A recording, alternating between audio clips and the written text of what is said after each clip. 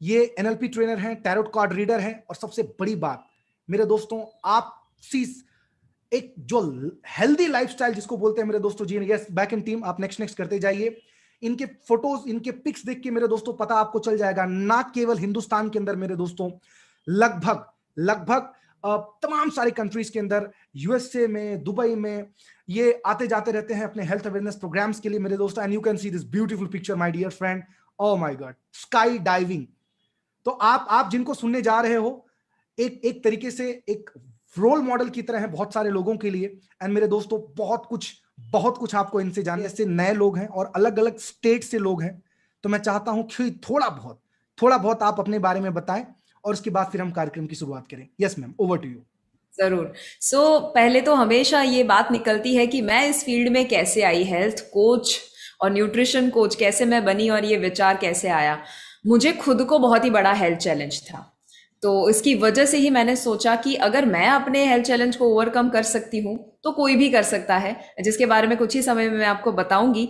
But मुझे मेरा अगर पूरा ब्लड रिपोर्ट की बात करें तो बहुत सारी चीज़ें थी, जैसे कि कॉमन चीज़ें, कॉन्स्टिपेशन से लेकर एक्ने से लेकर, मेरी स्किन बहुत ज़्यादा इश्यू मुझे हुआ करता था, पिंपल का, और काफ़ी सालों तक रहा था, जिसके लिए अलग अलग मैंने एलोपैथी था, आयुर्वेदिक से लेकर सारी पैथीज बेसिकली मैंने ट्राई की थी, बट मुझे कुछ रिजल्ट नहीं मिला था।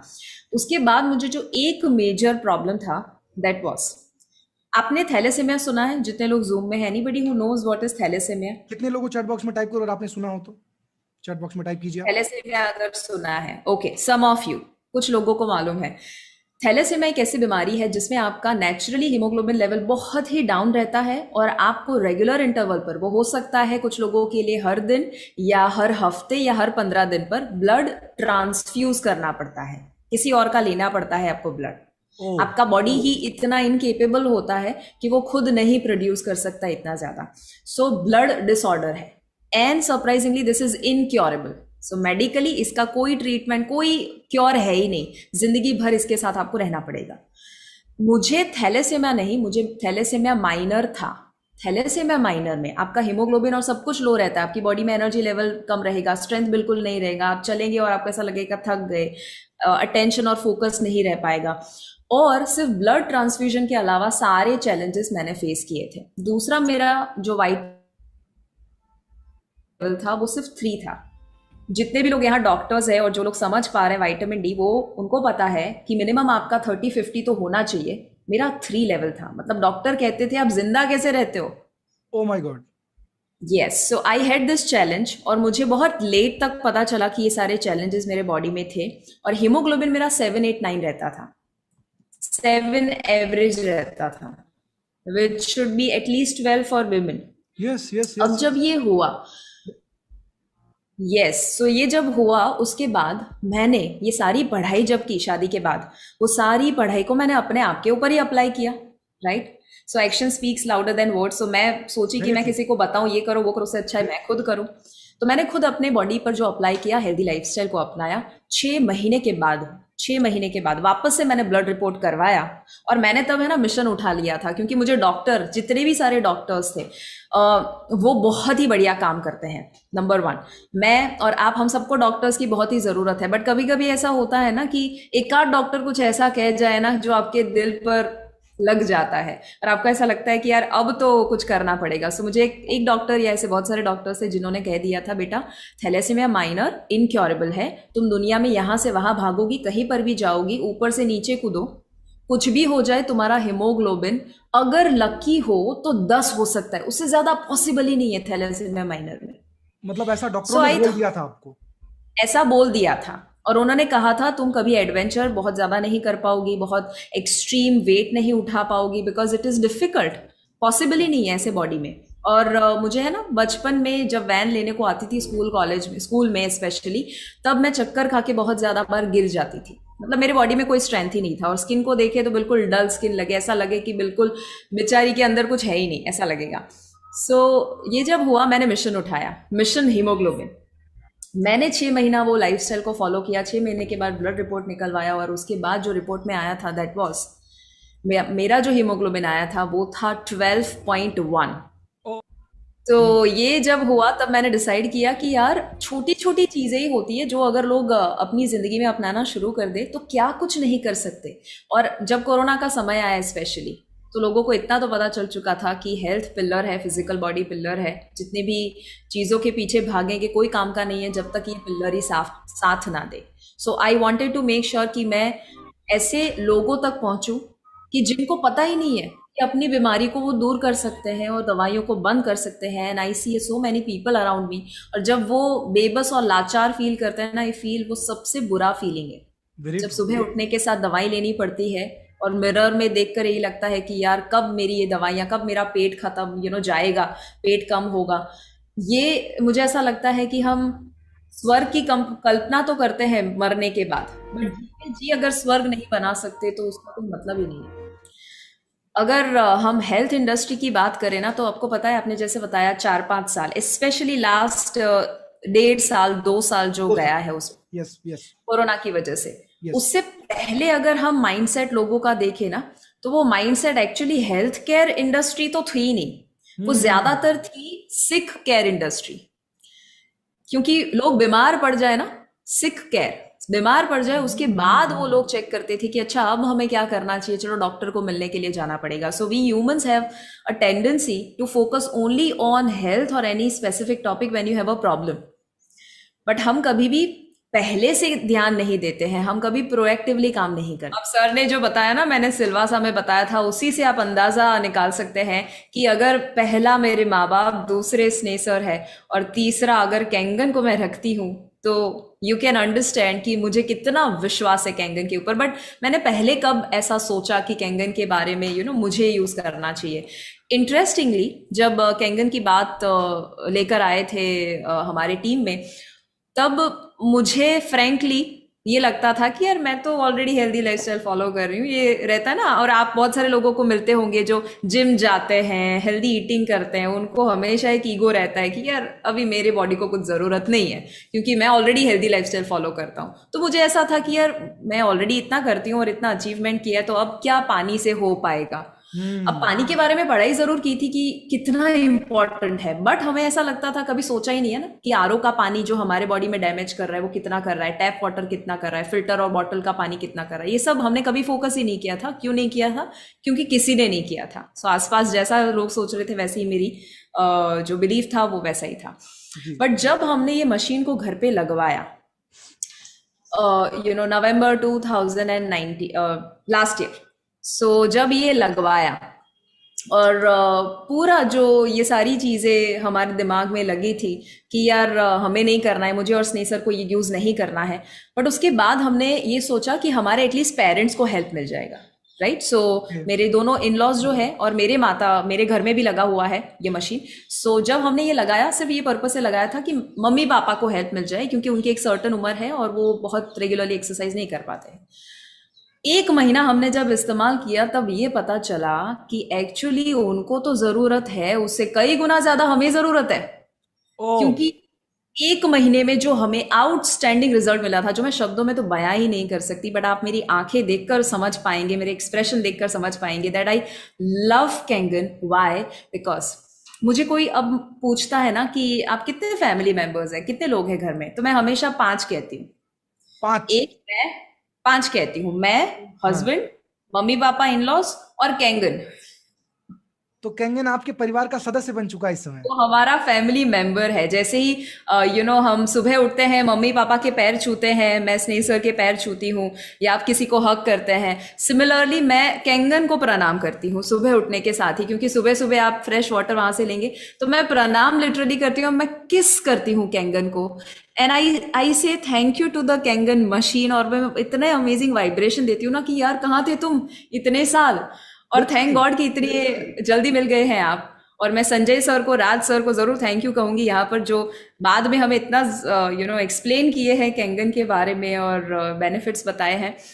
बट क्या बेनिफिट मिला, तो मैंने अपने बॉडी में क्या चेंज पाया। बहुत सारे लोग ये पूछते हैं कि आप ऑलरेडी हेल्दी लाइफस्टाइल फॉलो कर रहे थे, अब क्या है। बट मैं आपको पूछूं कि अगर 100 मार्क्स की एग्जाम है आपकी और 10 चैप्टर्स में से पूछा जाएगा आपके 10 में से 9 चैप्टर्स जो है उसमें से 30 मार्क्स का पूछा जाएगा, और चैप्टर नंबर 3 एक ही चैप्टर ऐसा है जिसमें से 70 मार्क्स का पूछा जाएगा। कौन सा चैप्टर आप पढ़ेंगे? करो, चैट बॉक्स में टाइप करो। पास होना है तो कौन सा करोगे? हाँ, 3 चैप्टर ना? नंबर 3 में से, राइट, यस, चैप्टर चैप्टर 3 3। में से 70 मार्क्स का पूछा जाने वाला है।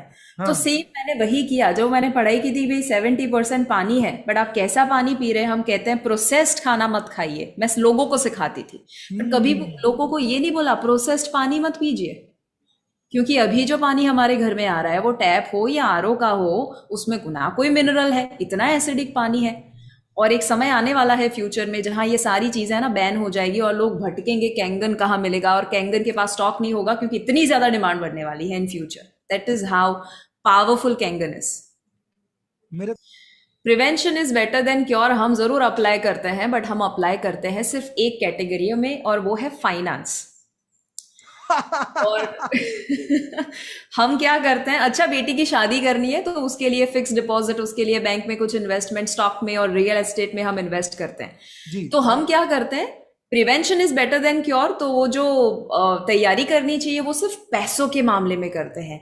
और हम ये क्यों करते हैं ना, वो भी समझना बहुत ही जरूरी है। देखिए, इस धरती पर जो लोग सफल होते हैं, जो लोग बहुत ज्यादा नाम, और ना सिर्फ नाम और पैसा, बट इफेक्टिव लोग होते हैं, यानी आसपास लोगों को इतना अमेजिंगली इन्फ्लुएंस करके जाते हैं, ये सभी ऐसे लोग हैं जो आउट ऑफ द बॉक्स सोचते हैं, जो लोग, जो बाकी की सारी भीड़ जा रही है ना वहां से अलग जाते हैं। तो अब मैं आपको बताती हूँ क्या प्रॉब्लम है, क्यों सब ऐसा करते हैं। बिकॉज हम जैसे ही बचपन में, जैसे हमने जन्म लिया, उसके बाद जो जो चीज़ें की, हम स्कूल गए, कॉलेज गए, फिर हमने जॉब ली, फिर हमने शादी की, बच्चा किया, ये सब हम क्यों करते हैं?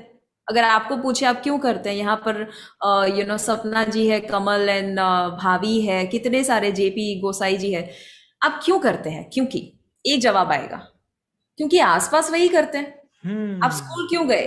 क्योंकि वो तो जाना पड़ेगा ना, सब जाते हैं। ब्रश क्यों करते हैं? आसपास लोग करते हैं। आप इमेजिन करो, अगर आप अकेले इस धरती पर आए होते तो आपको कहाँ पता था कि स्कूल भी जाना पड़ेगा, कॉलेज भी जाना पड़ेगा, कहाँ पता था कि आपको पैसा भी कमाना पड़ेगा, मेहनत भी करनी पड़ेगी।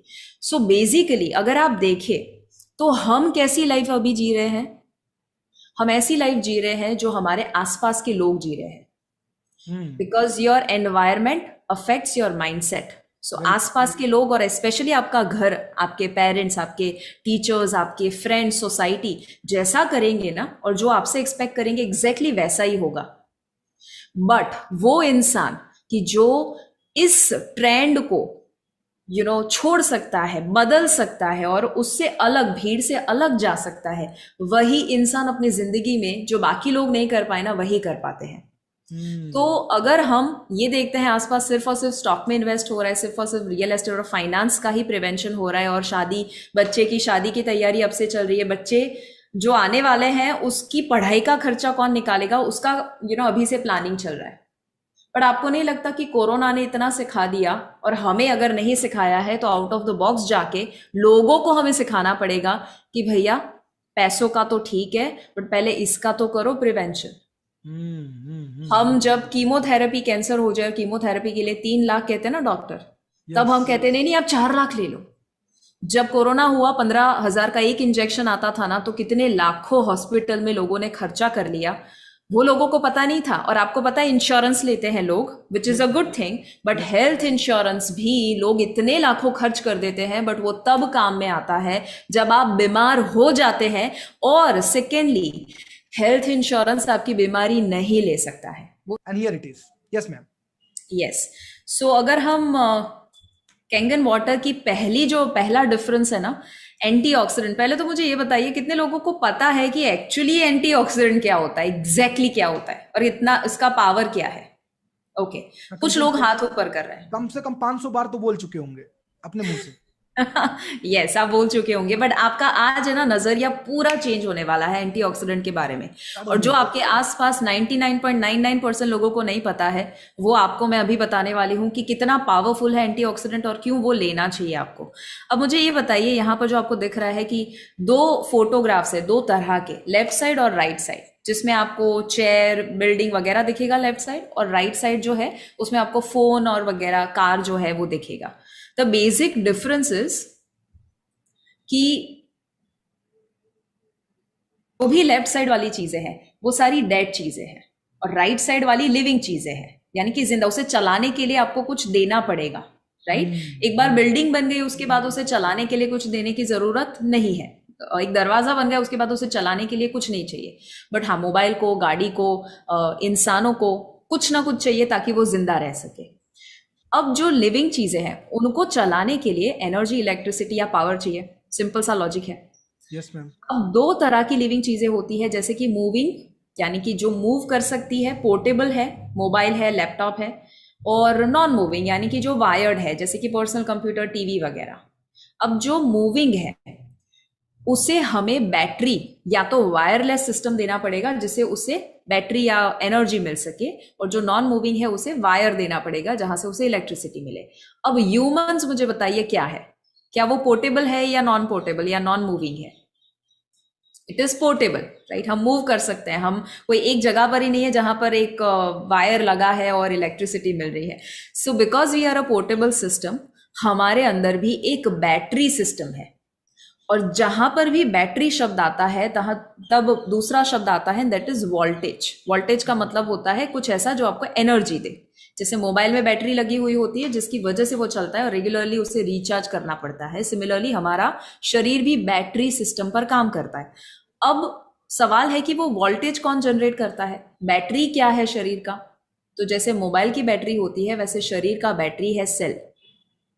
क्योंकि अगर आप माइक्रोस्कोपिक लेवल पर देखें अपने हाथ को तो वैसे आपका हाथ दिखता है, बट माइक्रोस्कोपिक लेवल पर तो आपको वाइब्रेटिंग एनर्जी दिखेगी। बेसिकली अगर शरीर को खोला जाए तो अंदर कुछ नहीं है, वो है millions and trillions of cells. इतने सारे सेल्स, करोड़ों में सेल्स यानी कि कोश अवेलेबल है। अब ये जो कोश है वो एनर्जी जनरेट करते हैं, बैटरी है वो, बट वो मेजर कर सकते हैं हम वोल्टेज में। वोल्टेज को मेजर करने के लिए, जैसे आप पानी को मेजर करते हैं तो ml में करेंगे, लीटर में करेंगे, वजन को मेजर करेंगे तो किलो में करेंगे, वैसे बैटरी को, एनर्जी को मेजर कर सकते हैं मिली वॉट्स में, जिसे हम MV कहते हैं, मिली वॉट्स। अब ये शब्द है ना, सबको पता होना चाहिए, MV यानी मिली वॉट्स, बहुत ही सिंपल सा शब्द है। सो वोल्टेज मतलब मिली वॉट्स।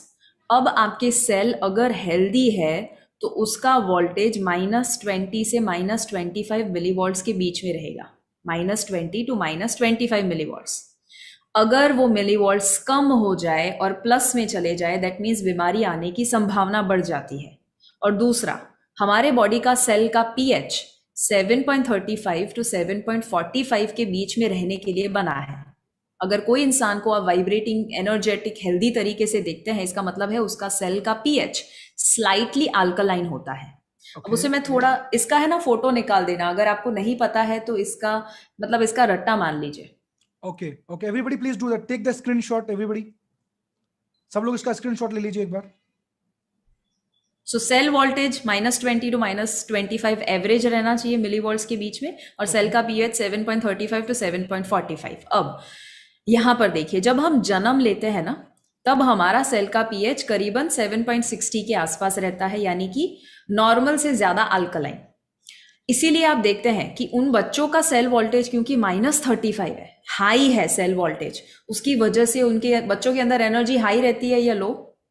हाई रहती है। हाई रहती है। जब एक बुजुर्ग इंसान को देखेंगे आप तो उनके अंदर की एनर्जी हाई रहती है या लो? ज्यादातर लो रहती है। क्यों? क्योंकि सेल के वोल्टेज डाउन हो चुके हैं। हम जैसे जैसे एडल्टहुड में जाते हैं, और अगर कोई हेल्दी एडल्ट है तो उसका सेल का वोल्टेज -25 के आसपास रहता है, बट जब हम थक जाते हैं ना तब हमारे सेल के वोल्टेज डाउन हो जाते हैं। जैसे जब आपकी बैटरी थोड़ी सी मोबाइल की डाउन हो जाती है तो वो थोड़ा सा फंक्शनिंग में आपको प्रॉब्लम करेगा। डिस्प्ले जो है उसका ब्राइटनेस कम कर देगा, आपको पूछेगा कि पावर सेविंग मोड में चला जाऊं या नहीं। सिमिलरली हमारा बॉडी भी जब थक जाता है -15 के आसपास, और जब बीमार हो जाता है तब -10 के करीब पहुंच जाता है। और अब मुझे ये बताइए कि -10 से भी कम होगा तो क्या होगा? What do you think? You will attract chronic problems in your body. But वो कैसे हम सेल का वोल्टेज कम करते हैं? सेल का वोल्टेज हम कम करते हैं, नंबर 1, जब हम सोते नहीं हैं। इरेगुलर स्लीप क्वालिटी, अगर हम 7-8 घंटे की एवरेज स्लीप नहीं लेते हैं, और जरूरी नहीं 7-8 घंटे क्वांटिटी होना चाहिए, अच्छी नींद आनी चाहिए उस समय में। आप 5 घंटे नींद लो बट आपको ऐसा लगे कि यार सुबह उठ के फ्रेश लगता है, then it is a good sleep. या रॉन्ग ईटिंग हैबिट्स, गलत खाना खाना, बैठे रहना, सिगरेट शराब या कोई भी किस्म के एडिक्शंस होना, स्ट्रेस होना, पोल्यूशन और मेडिकेशन, ये सारी चीजें हैं जिससे सेल के वोल्टेज डाउन होते हैं। इसीलिए आप देखेंगे कोई भी इंसान अगर बीमारी है और दवाई ले रहे हैं, तो हमेशा याद रखिएगा, अगर सबसे बेस्ट सर्विस आप उनकी कर सकते हैं तो वो है उनकी दवाइयाँ बंद करना या कम करना, क्योंकि वो दवाइयाँ उनको और ज्यादा बीमार बनाएगी अगर लॉन्ग टर्म लिया तो। हाँ, शॉर्ट टर्म डॉक्टर्स हमेशा है ना आपको ट्रीटमेंट दे सकते हैं, क्योर नहीं दे सकते, राइट। सो यहाँ पर काफी सारे डॉक्टर हैं, वो भी अग्री करेंगे कि हमेशा वो भी सलाह देते हैं कि देखो लाइफस्टाइल में तो चेंज लाना ही पड़ेगा, अदरवाइज ये दवाइयाँ it is not the end, otherwise आपको जिंदगी भर उसे लेना ही पड़ेगा। So these are the reasons क्यों हम अपने सेल के वोल्टेज डाउन कर देते हैं। अब एक हद से कम हो जाए अगर हमारे सेल के वोल्टेज, तो प्लस प्लस प्लस 30 तक पहुंच जाता है, तो इतनी कंडीशन खराब हो जाती है कि कैंसर होने की संभावना होती है। यानी कि जब हम +5 +10 के आसपास होते हैं तो diabetes, hypertension, obesity, thyroid, PCOD, ये सारी चीजें होने की संभावना है, या कोई भी किस्म के हेल्थ चैलेंज। अब अगर +30 यानी कैंसर, इसका मतलब क्या हुआ कि जब लो वोल्टेज हो जाता है तब बीमारी आती है, और अगर किसी को बीमारी है दैट मीन्स उसका बॉडी जो है वो लो वोल्टेज पे काम कर रहा है। कितने लोगों को इतना समझ में आया? ये मैं बहुत ज्यादा कॉम्प्लिकेटेड नहीं बता रही, बहुत ही आसान बता रही हूँ, बहुत राइट। सिंपल लैंग्वेज में, बहुत सिंपल लैंग्वेज में। सो मेरे टू दोस्तों, मेक इट सिंपल, कितने यस। लोगों कितने लोगों को क्लैरिटी मिली इस टॉपिक के ऊपर एंटी ऑक्सीडेशन की? चैट बॉक्स में एक बार सीएलआर टाइप करो, सीएलआर टाइप कर दो चैट बॉक्स में। कितने लोगों को क्लैरिटी मिल गई है कि वोल्टेज, सेल्स, इन तमाम सारी चीजों को रिलेटेड, एंटी ऑक्सीडेंट से related? Yes ma'am, thank you ma'am. Awesome awesome. So हमारा सेल का वोल्टेज क्या होना चाहिए everyone? Let's repeat so that you remember. -25 से लेकर चैट माइनस, बॉक्स में यस, वोल्टेज उतना होना चाहिए। एंड हमारा सेल का पीएच कितना होना चाहिए? 7.35 से लेकर 7.45 पीएच। अगर वो है तो हेल्दी है। अगर हमारे सेल के वोल्टेज डाउन हो जाते हैं तो बीमारी आएगी या नहीं आएगी? बीमारी आएगी। सेल के वोल्टेज बढ़ते हैं यानी कि माइनस में चले जाते हैं, दैट मीन्स बीमारी जाएगी या नहीं जाएगी? जाएगी। ओके, सो हमें क्या करना है? सिंपल सा उसका लॉजिक है कि अगर हम बीमारी को दूर करना चाहते हैं, all we have to do is raise the voltage of your cells. In other words, नए सेल बनाइए, हेल्दी सेल बनाइए। सो इसके ऊपर है ना एक बहुत ही अमेजिंग शेयरिंग मैं बताना चाहूंगी। जेरी टेनेंट करके उन्होंने किताब लिखी है, हीलिंग इज वोल्टेज। मैं रेकमेंड करती हूँ आप जरूर ये किताब पढ़िए, हीलिंग इज वोल्टेज। ये किताब में ये डॉक्टर कहते हैं कि अगर आप हमेशा हेल्थ को मेंटेन करना चाहते हैं तो आपको दवाइयां लेने की ज़रूरत नहीं है, आपको सिर्फ और सिर्फ एक चीज़ करनी है और वो है नए सेल बनाइए। और नए सेल बनाने के लिए मैंने यहां पर रेड में लिखा है, आपको कितना वोल्टेज चाहिए? -50 मिलीवॉल्ट्स। कितना चाहिए? -50 मिलीवॉल्ट्स ओनली। सिर्फ -50 मिलीवॉल्ट्स मिल जाता है तो आपके सेल रीजनरेट और नए हैं और हेल्दी सेल बनना शुरू हो जाते हैं। अब अगर ये समझ में आया तो ये पूरा चार्ट, अगर इसका भी फोटो निकालना चाहे निकाल दीजिए कि -50 मिलीवॉल्ट्स वोल्टेज मिल जाता है, वो इंसान का रिकवरी और हीलिंग होना शुरू हो जाता है। और अगर आप ये समझ पाए हैं तो एक इंपॉर्टेंट क्वेश्चन, कैंगन आपको कितना मिलीवॉल्ट देता है वो मालूम है? दोस्तों चैट बॉक्स में टाइप कीजिए, वेरी पावरफुल क्वेश्चन, प्राउड होगा आपको फिर से अपने आप पे। कुछ लोग लिख रहे हैं, right? Yes yes, they are writing ma'am. Yes yes yes. अब आप हैरान हो जाएंगे और अब आपको पता चलेगा कितना पावरफुल है वो। सिर्फ आप जब कहते हैं ना कि इतना मिलीवॉल्ट देता है कैंगन वाटर, उसे आपको इतना एम्फोसिस के साथ कहना चाहिए ना, सामने वाला हिल जाना चाहिए, अरे बाप रे इतना बड़ा देता है। वो आपको देता है, कैंगन वाटर आपको देता है -400 से लेकर -850 मिलीवॉट्स।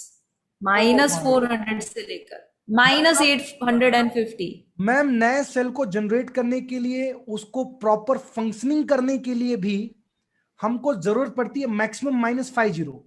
यस, और कैंगन हमको देता है -400 टू -850, मतलब उसका कम से कम 8 से 12 गुना ज्यादा। यस। आपको पता है, आप ये सारी चीजें अगर आप जेरी टेनेंट को बताओ या ऐसे लोगों को बताओ जिनको सही में पता है कि सेल्यूलर लेवल पर अपने बॉडी को चेंज कैसे करना, वो हैरान हो जाते हैं। और इसीलिए यहाँ पर मैं नाम तो नहीं दूंगी, बट आपको पता है कि कितने ऐसे सेलिब्रिटीज हैं और कितने ऐसे हेल्थ एंथुजियास्टिक लोग हैं, कितने ऐसे डॉक्टर हैं जो कैंगन को प्रमोट करते हैं। हाँ, यस और वो यस। ऐसे डॉक्टर हैं जो सही में पेशेंट की हेल्थ सही में अच्छी करना चाहते हैं। डॉक्टर हिरोमी शिन्या का आप जानते हैं, right? One of the greatest doctors that the world has ever seen.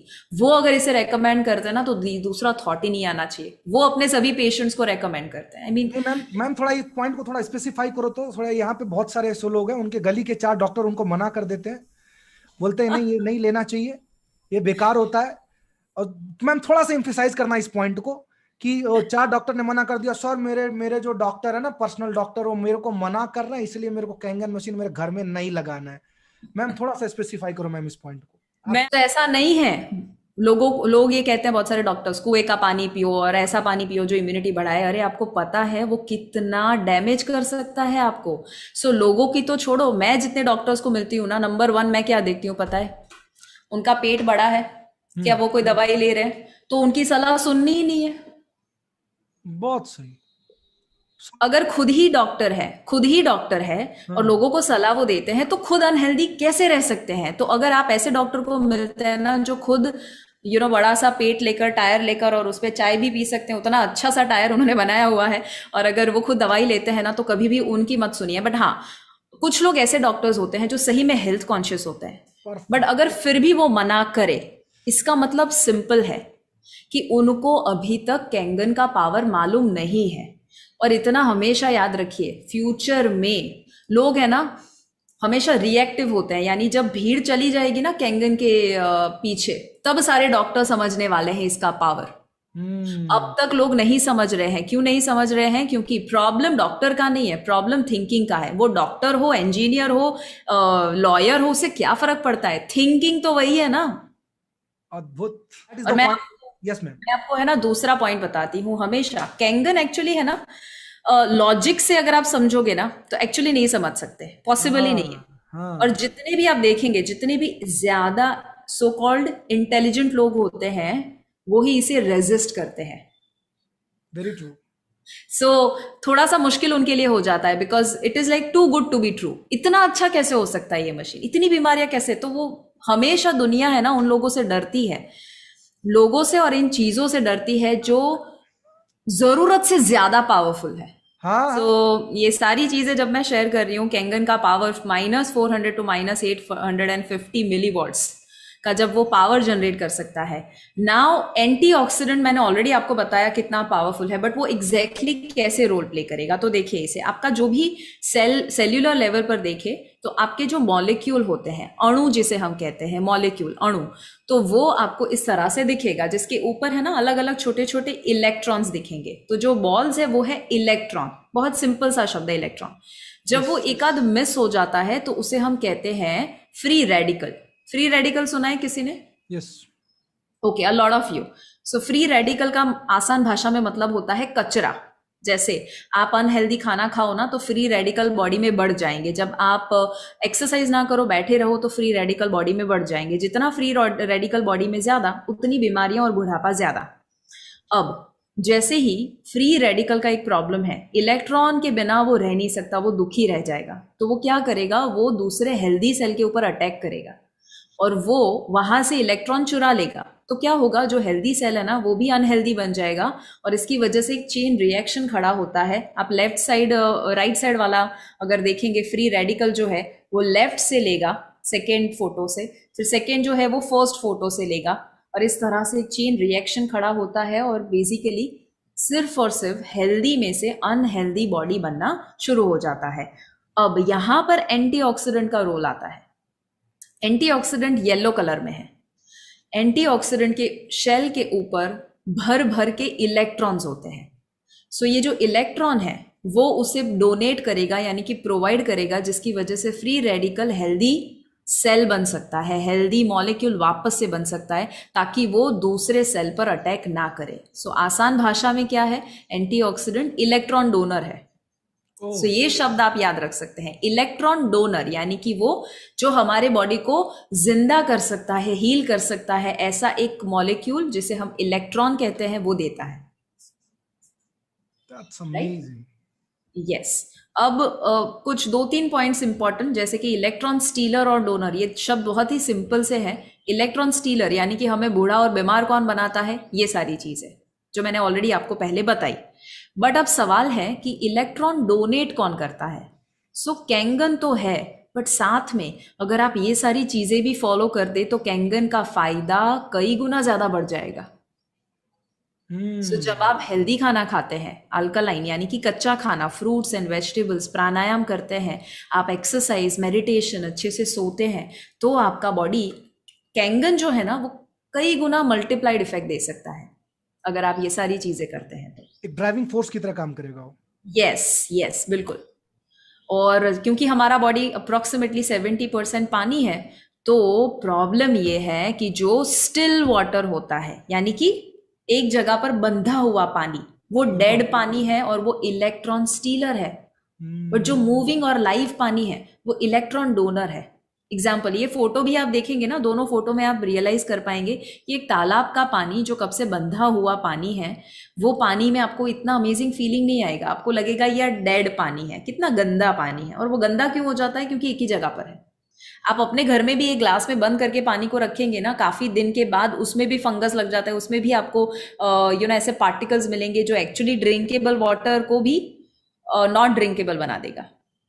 तो अगर आप सोचिए कि आपके घर में जो लोग कैंगन नहीं पीते हैं, ठीक है, आप सोचो कि उनके घर में जो पानी आ रहा है कितना बंधा हुआ पानी है, क्योंकि नदी का पानी बांध कर फिर उसे प्रोसेस करके घर पे लाते हैं और फिर उसे और ज्यादा प्रोसेस करके आरओ या बॉटल का पानी पीते हैं। तो कितना डेड पानी है, मतलब वो बिल्कुल उसके अंदर ना कोई न्यूट्रिशन है, सारा पानी बंधा हुआ है।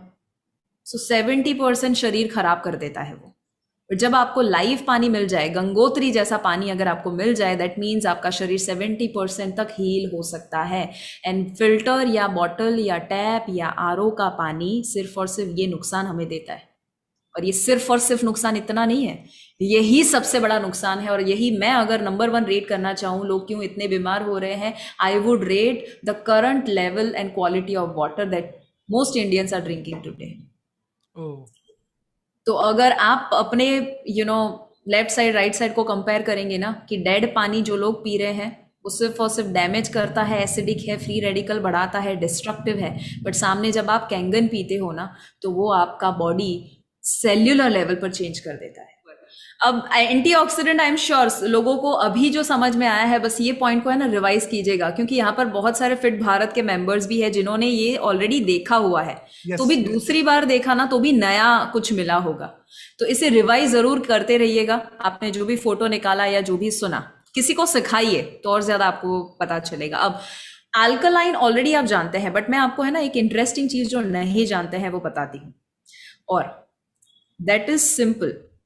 जब आप कोई भी एक ऐसी जगह पर जाते हैं जहां बच्चे का जन्म होता है, ऐसे हॉस्पिटल में, और दूसरे ऐसे हॉस्पिटल में चले जाइए जहां पर 70-80 साल के जो बुजुर्ग लोग हैं, बीमार लोग हैं, वहां पर रहते हैं, दोनों में स्मेल में आपको फर्क लगेगा।